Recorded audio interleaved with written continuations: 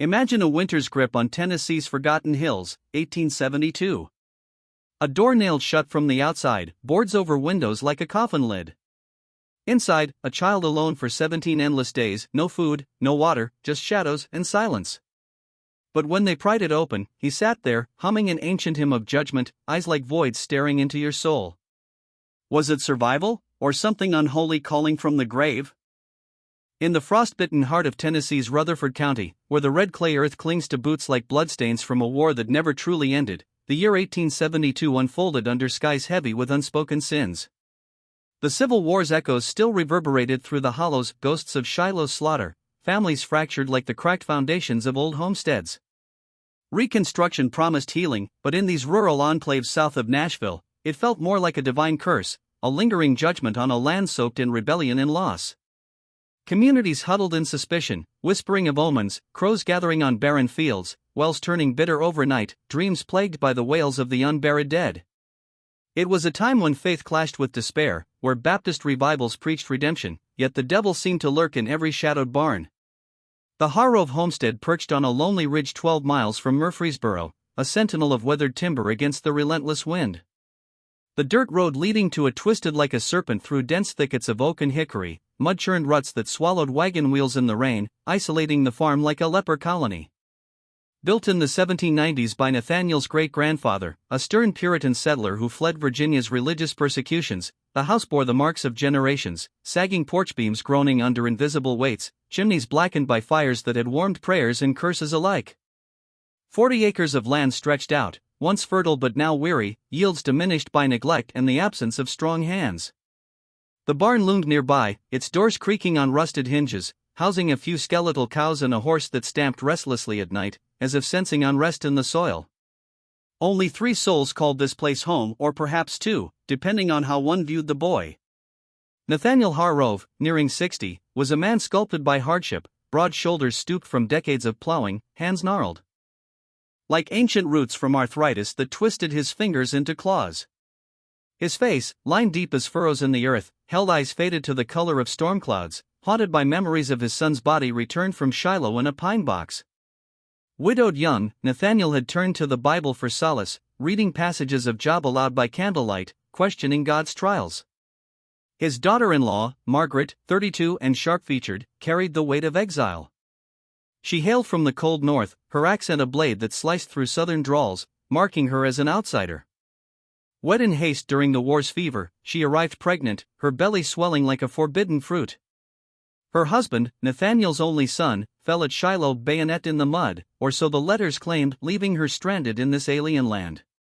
Nathaniel took her in, bound by duty and grief, but whispers in town painted her as a witch, too reclusive, too watchful, her prayers muttered in tongues no one recognized. And then there was Samuel, the boy of 9, an enigma wrapped in pale skin and silence. Thin as a willow switch, with hair the color of moonlit straw and eyes, oh, those eyes, dark pools that absorbed light without reflecting it back, like the abyss in Genesis where chaos reigned before God's word. Neighbors spoke of him in hushed tones at the general store, that Harrove child don't cry, don't laugh, just stares like he's judging your sins. Eliza Tuttle, the stout shopkeeper with flour-dusted aprons and a Bible always at hand, recalled him standing statue still beside Margaret during rare town visits. Most young uns fidget, holler for sweets. That one? Carved from ice, I tell ya. Eyes follow you like the Lord's gaze on Judgment Day. Samuel's absences from the distant schoolhouse were excused by illnesses, fevers that left no flush on his cheeks, coughs that echoed hollow. But in truth, Margaret guarded him fiercely, as if he were a secret talisman against some impending doom. Life on the farm pulsed with a monotonous rhythm, a fragile truce with fate. Dawn cracked the sky like a whip, rousing Nathaniel to milk the cows, their udders heavy with milk that soured too quickly that winter. The air bit sharp, frost crystals glittering on fences like diamonds of deception. Margaret tended the hearth, her movements precise, almost ritualistic, stirring porridge in iron pots that clanged with finality, mending clothes by firelight that danced shadows across walls etched with Bible verses. Samuel trailed her like a specter, helping with chores in eerie quietude, fetching water from the well whose depths seemed bottomless, or stacking wood that cracked like bones under axe blows. Evenings brought suppers of cornbread and beans, eaten in silence broken only by Nathaniel's gravelly readings from Scripture, tales of plagues, floods, and divine wrath that hung in the air like smoke. Upstairs, the house hid its secrets. For bedrooms lined a creaky hallway, floorboards warped from years of leaks, sighing underfoot like confessions. 2 rooms in use, Nathaniel's, sparse with an iron bed frame and a crucifix nailed above, warding off nightmares. Margaret and Samuel's, shared in a single bed where the boy's small form curled like a question mark against her protective arm. The other 2? Abandoned. One gathered dust, cobwebs veiling forgotten trunks of war relics, faded uniforms, letters stained with tears. The farthest, at hallway's end, had been sealed 4 years prior after a storm tore the roof, rainwater cascading like God's tears, rotting the floor to mush. Nathaniel, cursing the cost, had boarded windows from inside with heavy planks, nailing the door shut from the outside with 12 stout nails, each hammered with the force of finality, the wood splintering fresh under blows. "Leave it be," he'd growled to Margaret. "Ain't worth the silver to fix what the Lord deemed broken." The room became a taboo, a void in the house's soul, gathering darkness like unrepented sins. But on January 14, 1872, the veil tore. Nathaniel awoke to a silence thicker than fog, the house holding its breath. No clatter from the kitchen, no aroma of brewing coffee black and bitter as regret. The stove's embers dead, ashes cold as Margaret's fate.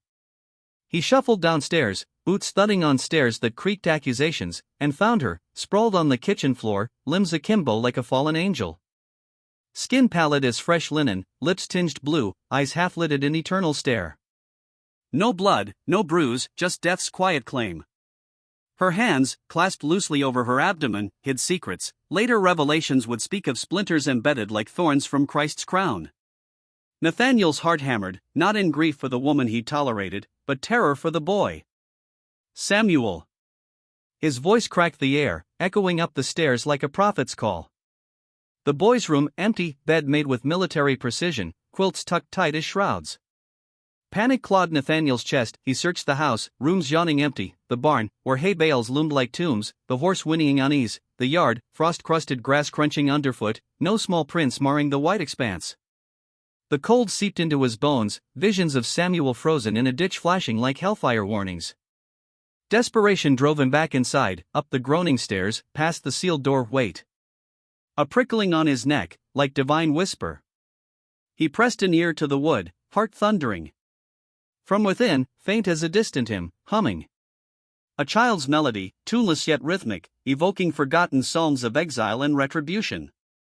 "Samuel?" Nathaniel's voice trembled, a prayer unspoken. The humming ceased. Silence stretched, taut as a noose. Then, "Yes, grandfather." How did you get in there, boy?" No reply, just the weight of impossibility. "Step back. I'm comin' in." The handle rattled useless, door swollen, nails biting deep. Nathaniel fetched his crowbar, iron cold as judgment, and attacked. Each nail screeched free, 12 protests against violation, clattering to the floor like dropped rosary beads. Wood chips flew, fresh scars in the frame. The door yielded with a groan, exhaling stale breath, dust motes dancing in slivers of light, decay's musk mingled with something primal, metallic, blood? Or illusion? The room, a cavern of neglect. Windows boarded, planks nailed haphazardly, allowing pinpricks of gray dawn. Floorboards buckled, treacherous as faith tested. In the center, cross-legged on rotting planks, sat Samuel. Unmarked, serene, hands folded in lap like a penitent. His eyes lifted, dark mirrors reflecting Nathaniel's horror, and he smiled thin, knowing, like the serpent's grin in Eden. "Hello, grandfather." Nathaniel's knees buckled, he edged forward, testing each step, with creaking warnings. "Boy, how long? Did your mother?" "I came alone." Samuel's voice, flat, devoid of fear, echoing with eerie calm. "Impossible. Nailed from outside." "Was it?" Mild curiosity, no more. Scooping the child, light as a ghost, bones fragile under dirt-streaked clothes, Nathaniel carried him down, wrapping him in quilts by the rekindled fire. Flames leaped, casting shadows that twisted like demons. Warmth returned color to Samuel's cheeks, but his eyes remained voids. Later, alone, Nathaniel ascended again, breath ragged. Hallway dust, undisturbed, a gray blanket unbroken by footprints. Nails on the floor, pristine, no rust, fresh as if driven yesterday. Doorframe, splits new, wood fibers raw. A chill gripped him. Had the ceiling been recent? By whose hand? Divine? Or damned? That afternoon, Nathaniel saddled the horse, leaving Samuel staring into flames, and rode to Murfreesboro. Hooves pounded dirt like accusations, wind whispering scriptures of judgment. At the constable's office, my daughter-in-law's dead. Boy was locked away. Words tumbled, inadequate. Constable James Riddle, 40s, pragmatic as a plow, face weathered by frontier justice, show me. Dr. Edmund Yancey, bespectacled healer with a Bible in his bag, joined. They arrived at dusk, lanterns flickering like souls in purgatory. Yancey examined Margaret, heart failure. But aside, to Nathaniel, her palms splintered deep, as if clawing wood in agony. Fingernails shredded. Not natural death, desperation's mark. Riddle questioned Samuel, kneeling to those unblinking eyes. What happened to your ma? She went away. Where? The room? Yes. Did she seal you in? I went myself. Through nailed door? I walked in. Don't recall nails. Circles of nonsense, Riddle's frustration mounting like storm clouds. Yancey pulled Nathaniel aside, voice low as conspiracy. One more thing, the boy's unharmed, but starved? No. His vitals strong, no dehydration. Impossible after days sealed. And that humming, it echoes old Puritan dirges of damnation. Nathaniel, this ain't natural. Feels like retribution. As night cloaked the farm, lanterns dimmed, leaving shadows to whisper. Samuel slept or feigned it while Nathaniel prayed, Bible open to Psalms, deliver me from blood guiltiness, O God. But guilt of what? The war's sins? Family curses? Or something older, biblical, a child as vessel for judgment, surviving where mortals fail. The investigation deepened, records sealed in courthouse vaults, but whispers spread. Was Samuel a miracle? Or harbinger? Neighbors recalled oddities, Margaret's northern rituals, perhaps a cult, Samuel's silence, prophetic. One farmer swore seeing lights in the sealed room nights before, flickering like hellfire. Eliza Tuttle confided, that boy ain't right. Eyes like Cain's after the mark. Historical ledgers paint a broader canvas, 1872 Tennessee rife with spiritual fervor, revivals sweeping hills, preachers decrying post-war immorality. Harrove lineage traced to Salem exiles, whispers of witchcraft in bloodlines. Nathaniel's great-grandfather, accused of hexing crops, fled south. Coincidence? Or inheritance of sin? Expand the dread, imagine Nathaniel alone that night, wind howling like banshees, house settling with groans. He revisited the room, lantern trembling. Inside, no footprints in dust, but a faint outline, child-sized, etched in floor grime, as if manifested. Walls bore scratches, faint, runes? Or desperate claws? The air hummed faintly, residue of Samuel's song, a melody evoking revelation, seals breaking. Psychologically, Nathaniel fractured, guilt over son's death, harboring Margaret, perhaps resenting her northern blood. Did he seal the room anew subconsciously? No, evidence pointed elsewhere. Spiritually, themes of Jonah and the whale, surviving divine trial, or Lazarus raised, but twisted to resurrection without soul? The boy's survival, no food, water, miraculous as manna. But chilling, perhaps fed by shadows, sustained by sin's energy. Redemption elusive, justice loomed. As days blurred, community stirred. Preacher Josiah Hale visited, Bible thumping, this child's a sign. Repent. But Samuel's gaze silenced him, eyes piercing like God's finger writing on Belshazzar's wall. Constable Riddle dug deeper, Margaret's origins, letters found, hinting Yankee secrets, perhaps abolitionist ties, wartime betrayals. Did guilt consume her? Self-inflicted and, sealing Samuel as punishment? But how the nails from outside?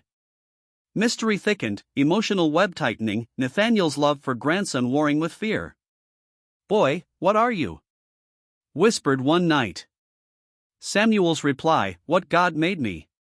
Dread built, curiosity insatiable, viewers hooked, reflecting own sins. The winter of 1872 clung to Rutherford County like a shroud of unabsolved guilt, winds howling through the skeletal branches of oaks as if carrying the cries of Confederate ghosts from Shiloh's bloodied fields. The air tasted of frozen earth and wood smoke, a bitter reminder of hearts that warmed bodies but not souls. In the aftermath of Margaret's inexplicable death, the Harrove farm became a vessel for deeper mysteries, where the boundaries between the mortal and the divine blurred like ink on rain-soaked scripture. Nathaniel, his arthritic frame bent under the weight of revelation, grappled with questions that echoed biblical plagues. Why had Margaret collapsed in the kitchen, her hands splintered as if she'd wrestled with thorns from the garden's forbidden tree? And how had Samuel, frail and ethereal, emerged from a sealed tomb unscathed, his body a paradox of starvation and vitality? Dr. Edmund Yancey's words lingered in the parlor that evening, the room heavy with the scent of kerosene lamps casting long shadows that danced like accusing fingers. The doctor's face, etched with lines from 40 years of battling fevers and farm accidents, furrowed in bewilderment as he examined Samuel by the fire's glow. Flames crackled sporadically, popping like judgments from on high, illuminating the boy's pale skin stretched taut over bones that should have withered. "Mr. Harrove," Yancey said, his voice a low rumble laced with unease, "when did the lad last take sustenance? A meal, water, anything?" Nathaniel paused, his gnarled hands clasped tight, knuckles white as bleached bones. The question pierced him, stirring memories foggy as morning mist over the red clay fields. "Yesterday morn, I reckon. Before I found her." His eyes darted to the kitchen door, where Margaret's body had lain, now shrouded and awaiting burial. The floorboards there still bore faint scuffs from her fall, as if the wood itself remembered the thud of her collapse. Yancey adjusted his spectacles, the glass reflecting firelight like watchful eyes. "You're certain? Not this morn, nor the night prior?" He leaned closer to Samuel, who sat motionless on the worn sofa, wrapped in a quilt patterned with faded stars, symbols, perhaps, of guidance lost in the night sky. "I must have been." Nathaniel's drawl thickened with doubt, the southern cadence a shield against the encroaching chill of truth. The doctor straightened, his coat rustling like dry leaves. A hesitation hung in the air, thick as the dust motes swirling in the lamplight. "Because, sir, upon examination." Yancey's gaze met Nathaniel's, heavy with implication. "The boy's stomach is barren. No trace of recent ingestion. His frame bears the marks of prolonged deprivation, sunken cheeks, ribs like the bars of a cage, skin dry as parchment from a forgotten Bible. This ain't the toll of a single day missed, it's weeks, maybe more. Yet look at him, eyes bright, pulse steady, no feverish delirium. He's a walking contradiction to God's natural order." The room seemed to tilt then, walls creaking as if the house itself recoiled. Nathaniel's breath caught, visions flashing, family suppers by candlelight, cornbread steaming, beans simmering in iron pots that clanged with finality. Samuel always there, perched on his stool like a sentinel, small hands folded. But eating? Fork to lips, the chew and swallow of sustenance? The memories dissolved like smoke, leaving voids. Had he ever truly witnessed it? Or had assumption blinded him, as pride blinded Saul on the road to Damascus? And the room, Yancey pressed on, his tone dropping to a conspiratorial whisper, as if fearing the walls might overhear. "Sealed 4 years, you said. No victuals, no well water within. A child his age, thirst would claim him in days, 3 at most, body shriveling like fruit left to rot in summer's heat. Starvation slower, but inevitable, organs failing like dominoes in divine retribution." He paused, the fire's snap punctuating the silence. "So either he entered this very morn and someone hammered those nails after, sealing him like Jonah in the whale, or—" The unspoken hovered, a specter in the room, survival beyond human bounds, a miracle twisted into something profane, echoing Lazarus risen but forever changed. Nathaniel's mind reeled, guilt coiling like a serpent in his gut. Had an intruder lurked? A vengeful neighbor, perhaps, scarred by war's divisions, Margaret's northern accent a perpetual thorn? Or worse, divine intervention, punishing hidden sins? The Bible on the mantel stared back, its leather cover cracked like parched earth, pages whispering of famine sent as judgment, manna provided only to the faithful.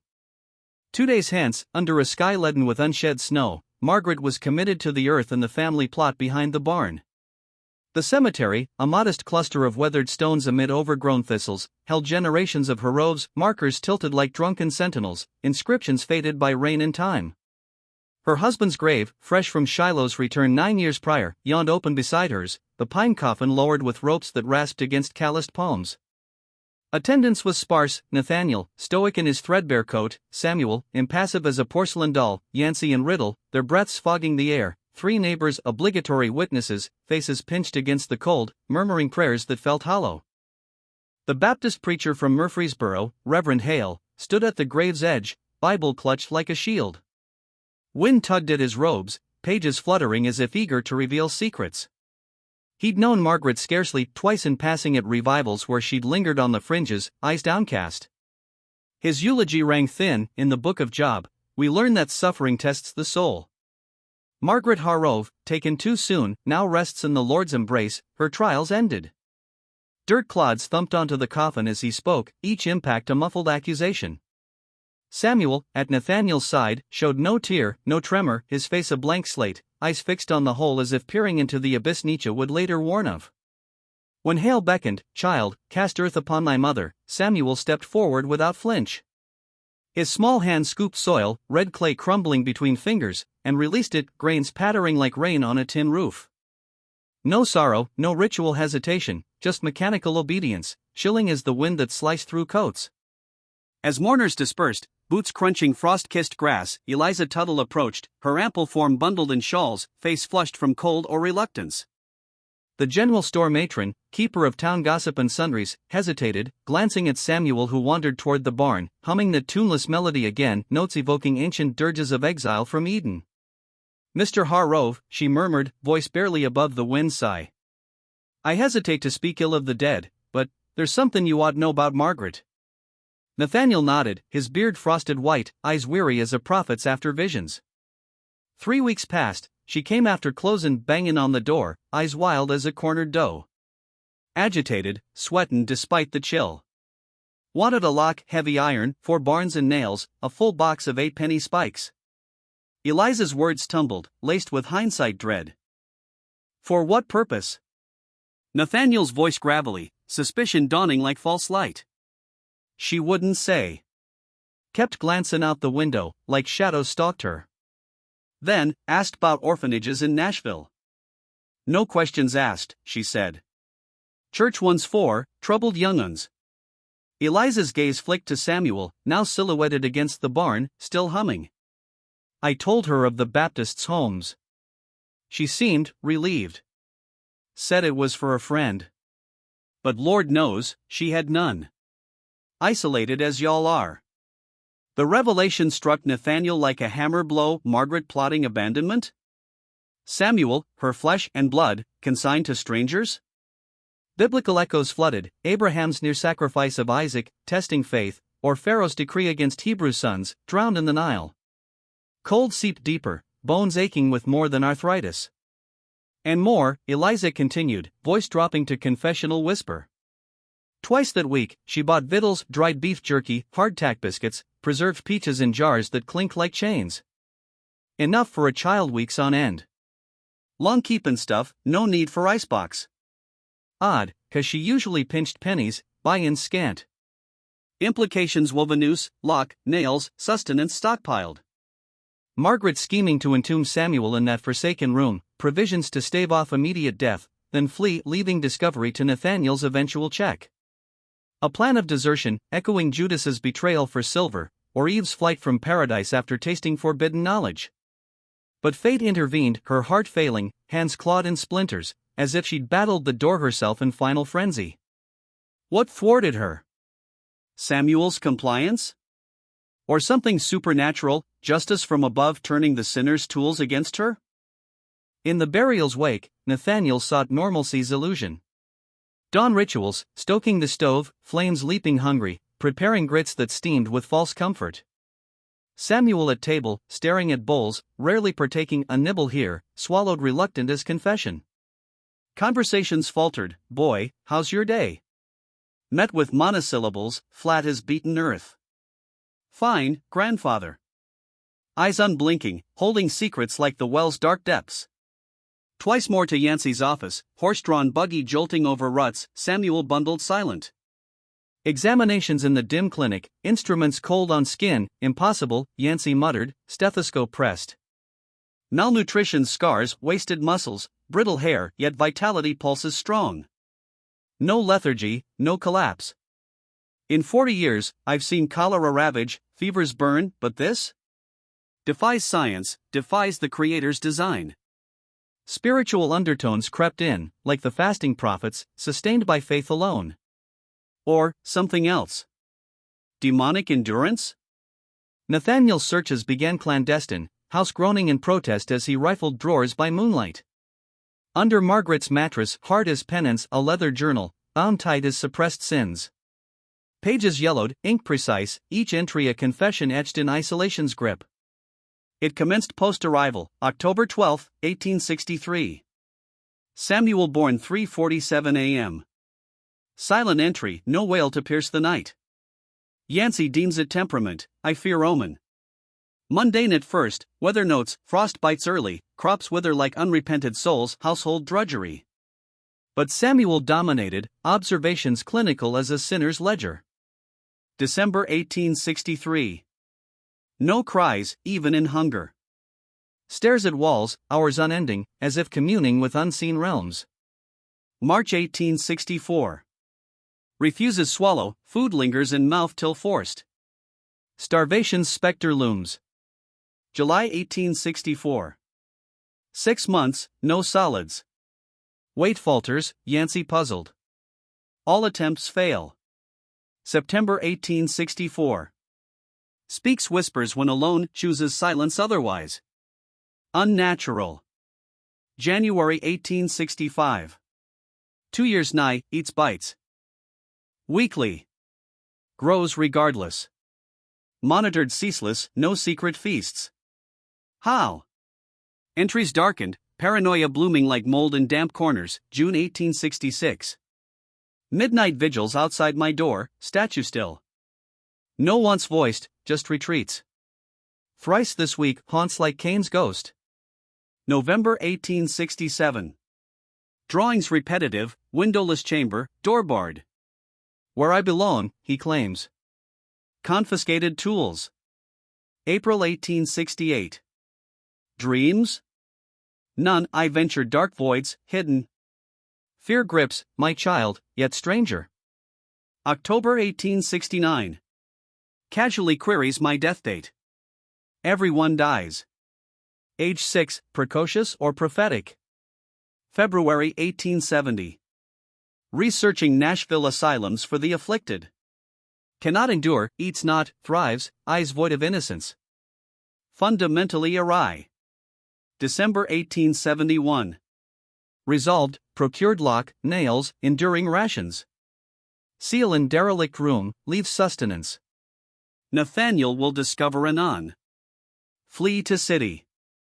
Cannot nurture this facsimile of child. January 13, 1872. Tomorrow executes. Practiced sealing, 15 minutes. Told Samuel hiding game. Agrees placidly, as if foreknowing. Journal ceased, ink trailing like unfinished prayer. Nathaniel trembled, lamplight flickering shadows that mocked. Plan laid bare, entombment as mercy? Or exorcism of perceived evil? But reversaled Margaret dead, hands thorn riddled, perhaps clawing in vain as the door sealed by unseen force. Samuel inside, sans provisions, surviving 17 days? Evidence screened, nails fresh, dust pristine. Divine retribution? Her sin of abandonment recoiling, like David's census plague. Spiritually, the farm transformed, Nathaniel prayed fervently, psalms echoing, from the depths I cry, seeking redemption. Samuel's presence loomed, a living parable of resilience amid depravity, or vessel for something ancient, biblical, Nephilim whispers, offspring of fallen angels? Community buzzed, revivals intensified, preachers decrying signs of end times. Hale visited, cross-examining Samuel, boy, do you know the Lord? Response, he knows me. C. Chilling ambiguity. Historically anchored, post-Reconstruction Tennessee, spiritualism surged, seances, faith healings amid war's trauma. Harrove bloodline, Puritan roots, Salem echoes, ancestors fled witch hunts, carrying curses? Margaret's northern origins, perhaps Yankee spiritualist ties, dabbling in a cult to explain Samuel's anomalies. Emotionally, Nathaniel fractured, love warring fear, guilt over blindness. Nights, house alive with creaks, Samuel's hum-drifting hymn of damnation? Dread built, was the boy innocent or harbinger? Curiosity compelled reflection, viewers pondering own parental sins, divine justice's reach. The legacy haunted, records locked, but whispers persisted, a chilling testament to the unseen hand guiding fate. The relentless chill of January 1872 wrapped the Harrove farm in a veil of isolation, where the wind moaned through cracks in the old timber like the lamentations of souls denied redemption. Frost etched intricate patterns on windowpanes, resembling the fractured veins of a heart burdened by secrets, while the moon cast a pallid glow over fields barren as the promises of reconstruction. Inside the farmhouse, the air hung heavy with the residue of Margaret's death, faint traces of her herbal teas, now soured, mingling with the musty scent of aged wood and unspoken sins. Nathaniel lay in his bed, sheets twisted around him like chains of guilt, staring at the ceiling beams that sagged under the weight of generations. Sleep eluded him, a fugitive in the night, as his mind replayed the journal's damning words, Margaret's plot to entomb her own son, a desperate bid to flee what she perceived as an abomination. But the boy had survived, nay, thrived, in starvation's embrace, a miracle that mocked the manna of Exodus, suggesting not divine favor, but a counterfeit existence. Past midnight, the house stirred. Floorboards creaked under invisible pressure, a symphony of unrest that prickled Nathaniel's skin. Footsteps, soft, deliberate, the patter of bare feet on worn planks. They traversed the hallway above, slow as a procession to the gallows, pausing at the stair's head. Nathaniel's breath hitched, heart pounding like a blacksmith's hammer on anvil. Not descending toward his room, no, the steps retreated, echoing toward the far end, where the sealed room lurked like a forbidden tabernacle. He bolted upright, arthritic joints protesting with sharp stabs, and fumbled for the candle on his nightstand. The match struck with a hiss, flame blooming orange and unsteady, casting elongated shadows that clotted walls etched with faded scripture verses, reminders of Proverbs' warnings against deceit. Candle in hand, wax dripping hot onto knuckles like penance, Nathaniel creaked open his door. The hallway yawned dark, a corridor of judgment, air thick with dust motes swirling in the faint light. Empty.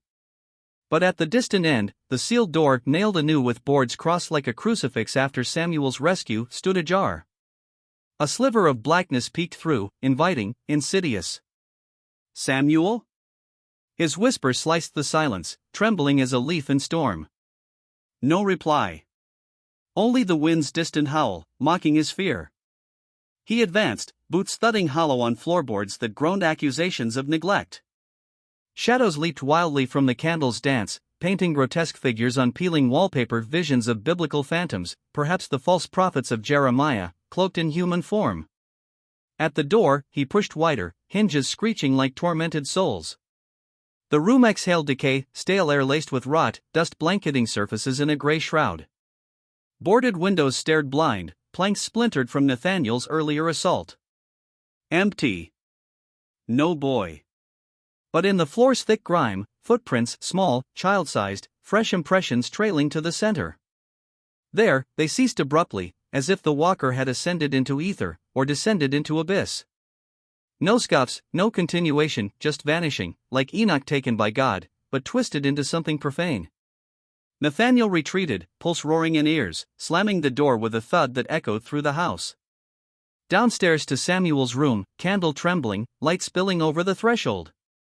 The boy lay in bed, covers neat, face serene in repose. Chest still. No rise, no fall. Nathaniel watched, time stretching eternal, 5 minutes, 10. No breath stirred. Eyes closed, lashes casting shadows like prison bars. Was he dead? Or never alive? Panic clawed Nathaniel's throat, visions of Lazarus unbound but soulless, a body animated by forces beyond heaven's gate.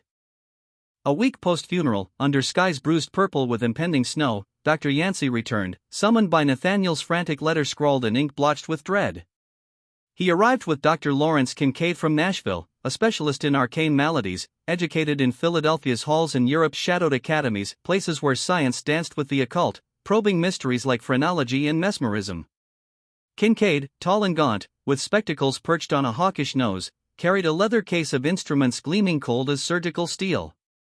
They examined Samuel in the parlor, fire roaring to ward off winter's bite, logs crackling like breaking bones.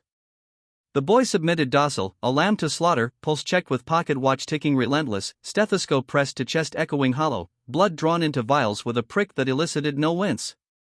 Reflexes tested with hammer taps, eyes peered into with lanterns reflecting voids. Throat inspected, tongue depressor revealing nothing amiss. Samuel's face, neutral mask, eyes absorbing light without spark, as if gazing into realms unseen. Examination concluded, doctors conferred with Nathaniel in private, doors shut against prying winds. Kincaid's voice, precise as a scalpel, "Mr. Harrove, I must inquire plainly, has this child ever evidenced true vitality?" A meal consumed fully, sweat beating in heat, blood flowing from wound, growth charted month by month? Nathaniel stammered, mind scrambling for proofs. Samuel always present, yes, a fixture in the farm's rhythm. But specifics? A fork lifted, food masticated? Laughter in play? Memories blurred, elusive as mist. I must have.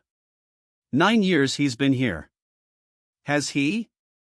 Yancey interjected gently, eyes compassionate yet probing.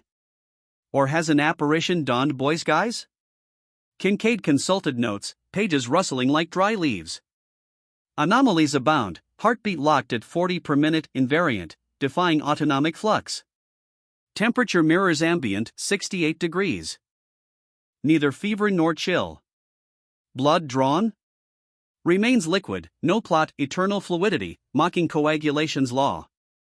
He leaned forward, voice dropping. By medicine's creed, this entity lacks biological life. Yet it ambulates, converses, reacts. Animation sans mechanism we comprehend. The parlor spun, walls pressing in like tombstones. What say you? Illusion? No tangible flesh, measurable mass. But impetus? Not life's spark. Kincaid's gaze pierced. Margaret's journal chronicles from birth. Were you witness? No labor nocturnal, Yancey fetched post-delivery. Thus, no attestation of emergence, Yancey murmured. 9 years, no verifiable functions. What if no living child issued forth? What if Samuel was never quickened? Silence descended, heavy as judgment's gavel. Wind-battered eaves, howling like banshees at Hell's Gate. Nathaniel whispered, then, what is he? No answer forthcoming, only echoes of biblical enigmas, changelings in folklore, demons in boy's form as in Mark's possessed youth, or the Antichrist's mimicry foretold in Revelation. Evening deepened, doctors departed in buggy wheels churning mud like churning souls. Nathaniel resolved, expel this enigma. Institutionalize asylum, orphanage, anywhere chains could bind the unbound. Sell the farm, flee to Murfreesboro's bustle, surrounded by humanity's clamor to drown doubts. Upstairs, he packed, sparse clothes folded crisp, toys absent, Samuel never played. The boy perched on bed, watching with those abyssal eyes. Grandfather, whither I? A haven for better care. An orphanage? Samuel's tone flat, knowing. Nathaniel froze, bag slipping. How know you that term? Mother's journal inscribed it. She yearned my dispatch. You perused it? I peruse all even sealed pages, words bleed through. Hands quaked, Nathaniel pressed, Samuel, what art thou? Head tilted, curiosity mild as before the sealed revelation. Voice shifted to childish timbre weighted with ancient gravitas, like prophets channeling divine thunder. Uncertain. Mother queried errand, explanation faltered. Mortals grasp not. Attempt elucidation. Pause, fire downstairs popping distant. Recall birth, yet pre-birth, void's embrace, dark, silent, distant. Then here, in boy's shell. Not boy, grandfather, facade donned for expectation. Why? Mother craved offspring post father's demise. Void engulfed her. True infant perished birthing, spirit fled unnoticed.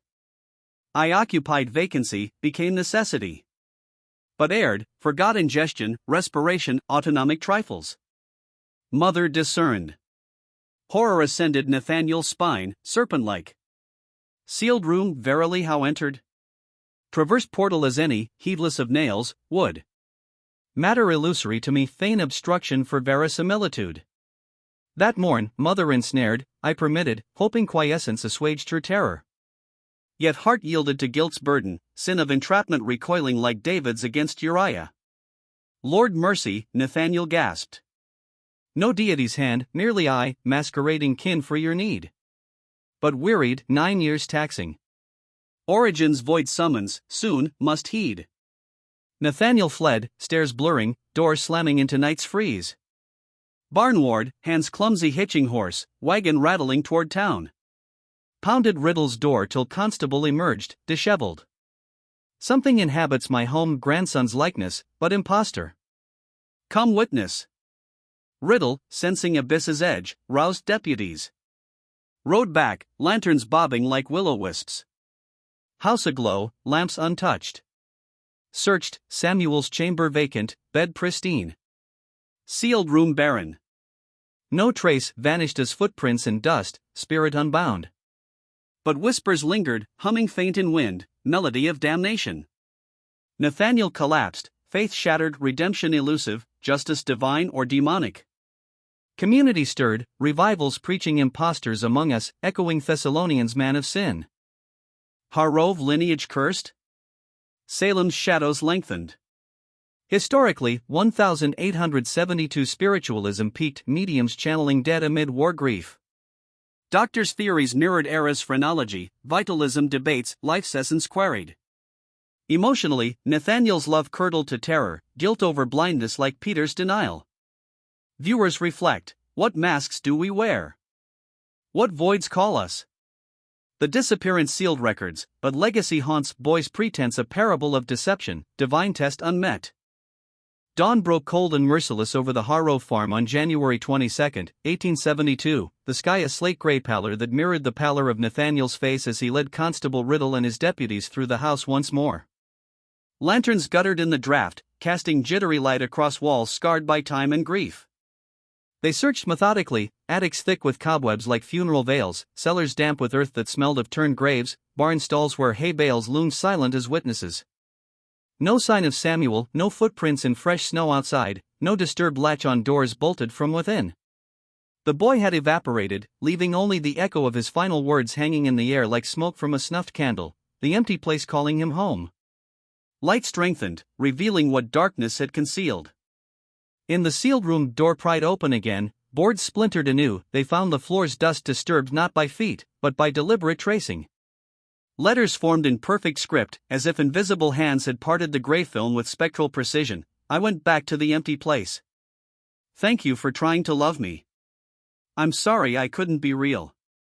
Beneath, a geometric pattern unfurled, intricate lines intersecting in symmetry, circles within angles, evoking ancient sigils or star maps from forgotten grimoires. No tool had scored the wood, dust alone had shifted, grains aligned in obedience to an unseen will. Riddle, pragmatic to his core, sketched it meticulously in his notebook, pencil scraping like a confession extracted under duress. Looks like some kind of diagram, he muttered, but damned if I know what for. Yancey stared longest, whispering of Kabbalistic symbols from old alchemical texts, or perhaps a portal's blueprint doorway to the void Samuel had described. In the boy's bedroom, possessions lay arrayed on the quilt like offerings on an altar, threadbare shirts folded sharp, a single worn shoe, a wooden top never spun in play. Amid them, a string-tied bundle chilled the blood. Papers yellowed with age of birth notices, obituaries, clippings from scattered Tennessee towns and beyond, spanning 2 decades. 15 cases, each mirroring the Harroves, infants born amid tragedy, thriving impossibly without sustenance, eyes dark with knowing, then vanishing clean. One from Memphis, 1867, a mother's interview, voice trembling through print. She told me she came from somewhere empty, to fill the space my real girl left when she died at birth. I thought madness. Now I wonder. Yancey read aloud, voice cracking. Margaret wasn't alone in her suspicion. These weren't isolated tragedies, patterns across states, families unconnected, yet the same enigma, children who wore human shape but lacked life's pulse. Riddle resisted, jaw set. Hoax. Coordinated deceit, criminals, perhaps, using kids for something. But purpose eluded even him. Yancey countered softly, decades, hundreds of miles, no links but the impossible. No hunger, no breath's rhythm, then gone like mist at sunrise. Science falters here. The search dragged 3 days, floors pried, cellars excavated, earth turned in vain. No corpse, no tunnel, no trace of flight. On the 3rd day, dread crystallized in the family cemetery. Margaret's grave, mound still raw, appeared undisturbed atop. But exhuming revealed horrors below. Coffin lid interior bore frantic scratches, deep gouges near the headboard, wood splintered white, fibers torn as if clawed in suffocating darkness. Yancey knelt, tracing marks with gloved fingers. Same as her palms when found, splinters embedded, nails shredded. But this, post-burial. Implications struck like frostbite. Margaret, interred alive or in some liminal state, had awakened in her pine prison, fighting wood until strength failed. Or worse, preventing something else from rising with her. Coffin opened under gray sky, body pristine, no rot's bloom, no decay stench. Skin waxen but unmarred, eyes half-lidded in eternal vigilance. Hands told the tale, fingers ravaged to bone, right clutching a crude wooden effigy, a child figure, roughly hewn, chest pierced deep by a single iron nail driven like a stake through heartwood. Kincaid, summoned back, examined with clinical fascination. Folk charm, binding puppet. Appalachian traditions, hoodoo echoes, nail to fix spirit, bind entity to form or banish it. Origins murky. Margaret's northern roots perhaps mingled with southern granny magic, desperate ritual born of terror. Had she crafted it in final hours, hammering nail to trap the pretender? Or had Samuel allowed her attempt, cooperating as confessed, only for the binding to fail or succeed too well? Officially, case closed March 1872, Margaret succumbed to heart failure, Samuel, runaway January 21, Riddle's report sanitized, troubled woman, odd child, tragedy resolved in flight. No mention of invariant pulses, dust-script farewells, vanished footprints, or 15 kindred cases. Those lingered in private notes, locked drawer at Rutherford Courthouse. Yancey and Kincaid's joint paper, veiled in psychogenic terms, Mass Delusion from War Trauma, published in Nashville Journal, swiftly forgotten. Silence descended like dust. Nathaniel sold the farm spring 1872, fleeing to Murfreesboro boarding house. 12 years of quietude followed, rare mentions of family, never grandson. Pneumonia claimed him 1884, buried beside kin, secrets interred with him, house stood vacant, then Kentucky family bought it 6 months before flight. Footsteps pattered halls at night, child's hum drifting like incense. Sealed room found open one dawn, boards intact prior eve. Abandoned thereafter. Fire consumed at 1891, origin upper floor, no cause discerned. Ruins reclaimed by wilderness, kudzu strangling foundations like forgotten sins. Kincaid kept the puppet, added to curiosities. Post-1903 death, donated to Vanderbilt University Archives, cataloged folk magic charm, Tennessee, ca. 1872, basement stored, dust gathered. 1987, archivist Patricia Collier unearthed it during inventory. Curiosity ignited research, newspapers, records, riddles, notes. Pattern expanded, 43 cases 1840 to 1910, 8 southern states. Consistent, grief-shadowed births, anomalous children, vanishings. Publication denied, sources anecdotal. 1989 Nashville lecture, 17 attendees. 1. Rose Hamilton, 86, approached post-talk. Chattanooga 1908, neighbor boy, silent watcher, non-eater. Vanished from locked room. Dust words next morn, I went back to the empty place. Family erased memory, as if never existed. Collier died 1992, work unfinished. Puppet remains archived, innocuous label belying weight. Harrove site, now state forest, draws occasional hikers along old dirt roads south of Murfreesboro. Foundation stones peek through vines, unease palpable, unspoken dread. 2003, teens explored, photographed geometric carving on remnant stone, same dust pattern from 1872. Later review, photos corrupted. Each showed darkroom, blurry child figure center, eyes fixed on lens, unblinking, watchful. Pattern recurs, old houses Tennessee, Kentucky, Alabama, dust tracings, wall etchings, wood carvings. Trails loop to changeling-like cases, entities from empty place, filling voids of lost infants, mimicking life imperfectly, departing when pretense phrase. Spiritually, echoes biblical warnings, false prophets in sheep's clothing, or Nephilim remnants slipping earthly bounds. Redemption absent, only return to void, leaving grief's echo. Cases persist. Rural reports, dark-eyed children who observe without blinking, fade without trace. Dust messages sometimes, farewell from the empty place. What lingers? Not answers, but questions. Was Samuel harbinger of divine test unmet? Psychological scar from war's grief? Or something older, stepping through cracks when desperation invites imposture? The sealed room ashes long scattered, yet other dark spaces wait, silent, patient, humming forgotten hymns. Waiting for another family, another void, another pretense. What do you make of this tale? Divine judgment? Collective sorrow's delusion? Or glimpses of realms brushing ours? Share below your thoughts on these shadows from America's haunted past. If chills gripped you, subscribe, ring the bell. We delve deeper into history's hidden horrors next time. Until then, listen for the hum.